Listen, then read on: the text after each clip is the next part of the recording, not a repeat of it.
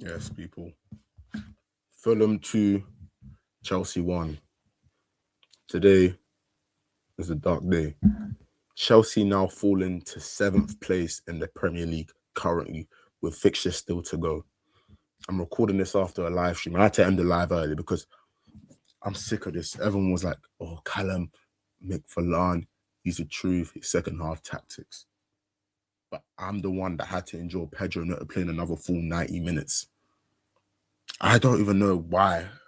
I know I don't know anything about the football. I don't know about the width of the pitch, how the players play, or what tactics and why they play. Why Neto plays on a different blade of grass better than everyone else. But I know football. If someone's playing bad, you don't play them a full 90. I don't know what happened to Garnacho. I don't know what happened to Esteval in this game. Saving Esteval for Charlton doesn't mean you can't play him for the last 10 minutes of the game. People, I'm so sick and tired of Chelsea overrating players so quickly. Because once you give a player praise, they start to go to shit. Like I swear, like Pedro Neto started getting a bit of praise because he started to get the form. Everyone's like, oh, Pedro Neto, that's my guy. Watching Pedro Neto on the left wing, how do I describe it? It's like someone hammering a nail into your hand and asking you to watch it continuously. I'm hearing guys saying, we already have too many players on left wing. Why would we not get Vinny? What? Our fan base is a joke. When I said, well, do we want Vinny? It was a joke. And people took it seriously, saying he's too selfish. You can't tell me, bro. This shows me a lot about the squad as well. Because Garnacho not playing a minute for Callum McFarlane says a lot. It says a lot. It means, why was Maresca playing him? McFarlane looked at him and said, he's not good enough to play. He literally said, you can just look at him and say, nah, he's not good enough to play for us. He's not good enough to play. Not any single minutes. Not a single minute. And Garnacho was starting me, bro. It's bad. The only positive I can take from this game is Liam Delap. Yeah, son of Rory Delap, son of the throwing master. Yeah, Liam Delap today, everything like in terms of hold up play, in terms of positioning, in terms of channels, in terms of opportunities, Liam Delap today was good. Nothing more than good, just good. Better than he offered us more than what Yao Pedro could offer us. Liam Delap today, yeah, was what you'd want your striker to be. Running the channels, holding up the ball for a little bit of time to give space time for Palmer to run into the right wing. Bro, this is better than what Yao Pedro was offering us, because this is what Yao Pedro was meant to do for us. Yao Pedro was meant to literally hold up the ball, be technical, pass, be fluid, and running behind last chances. We haven't seen that since the Club World Cup. Everyone was hyping up Yao Pedro because of the 5 goals in a run in a row, bro. Hot start, but can't deliver in the moments where it matters. How many goals is that in the Premier League? 5. Liam Delap 1. Our strikers have 6 goals between each other, whereas Brentford strikers scoring hat-tricks. And he's scoring again and again and again. We don't have a gunman up top. We sold Nicholas Jackson for 2, what we thought gunmen, but not even gunmen. How can I even watch this? I'm watching Neto and I'm watching Harry Wilson, and I know whose mouth's clear. I know whose mouth's clear. I know. The first goal was a brilliant cross, a brilliant header. You can't do much about it. None of the scapegoats played bad today. You can't blame Tosin. Yeah.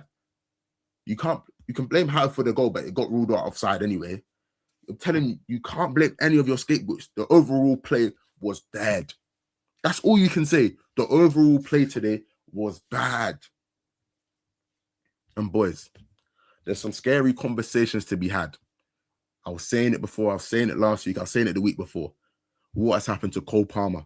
Because rival fans are saying he's washed and he can't do this. And how am I meant to argue? You're only as good as your last 5 games. And these penalties and all this stuff, it's not convincing me. He's not played convincingly for the last, I don't even know how long.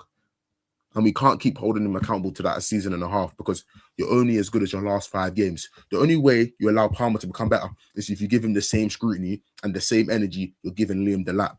The same scrutiny, the same energy you're giving Garnacho, Yao Pedro, all these man, Enzo Fernandez. When Enzo Fernandez has been the best deliverer from 2025 onwards, but we give him more scrutiny than we give Palmer just because he's got injured. People come back from injury straight. Look at Reece James, comes back from injury and looks the same class as before. Palmer's been back for a while now, and it's scary to see what's going on. I don't know if it's a celebrity gimmick. I don't know what's going on, but he's not looking focused. I know he's getting hounded and fouled all game against Fulham, but I know the Palmer, the chance against City, the Palmer from the season he joined us would have bagged that. He would have sniffed at that. He would have loved it. All I'm asking for, I'm not saying Palmer's bad. All I'm asking for is that same Palmer to come back. That's all I'm asking for. If that Palmer could come back, happy days. Because that's my favorite player. Him and Reece James is the reason I used to watch Chelsea. We were all itching for the Esteban Palmer link up, and it didn't happen. Because I don't know what's going on, but you can't play both of them. And I can see it now. Especially with under McFarlane, I can see that now. Now, we're going to the main turning point of the match. The red card. Kukurea, what are you doing? Maresca said it. I'd rather go a goal down than a man down. Well, Chelsea Football Club, you don't think we can come back from a goal down in 20th minute against Fulham? I've seen us come back. Tyreek, George, and Neto. I've seen us come back in those same situations. And you're telling me you thought you could hold a man's arm doing a couple goals. It's not the thing. It's actually like you can't do that. With Chelsea, you can't. This is our 7th red card this season. And you're telling me we haven't learned. We don't know that the refs have it out for us. Chelsea have a narrative of being a red card team now. You don't think refs will look at that? He was so quick to dash out the red card. Like, he was so fast to dash out the red card. I couldn't even believe it. My brain was like, oh my gosh.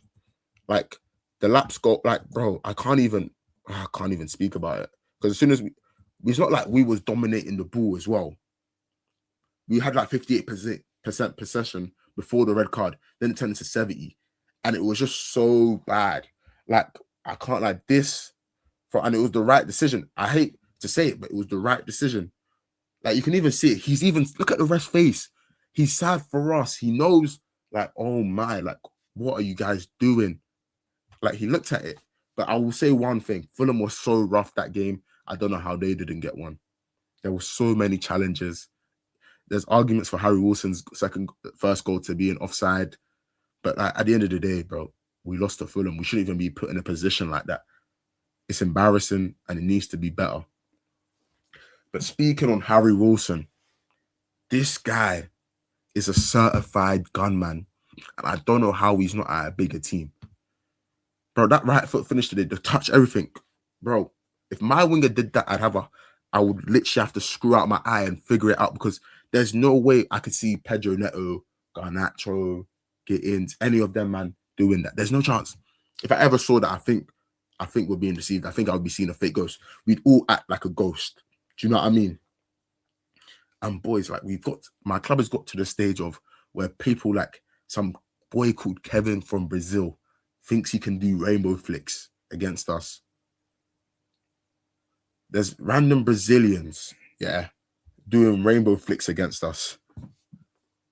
Random, like, I don't care how good he is.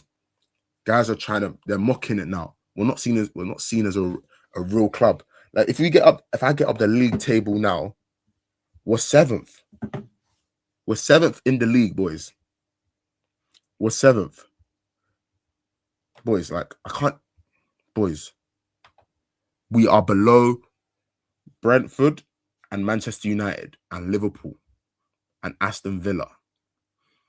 Yeah. Those are teams. Liverpool's the only team that should be above us right now. Man United are in the worst, like the second to worst stage, barring last season, than they've ever been, and they're above us. Brentford are above us. Brentford have got a better striker than we've got available. And I don't know how Brentford keep doing it, but they've got a better striker than us. Aston Villa are firing off.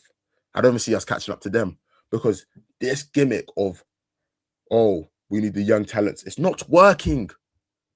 It is not fucking work. It's not working. It's never worked. It won't work. And we won't win games. You think when Brentford come to the bridge, they're not going to deal with us? We will all learn very sharp that Brentford will deal with us at the bridge. Watching Chelsea is like sticking a knife and just twisting it and twisting and twisting it. Because all they do is ruin my day.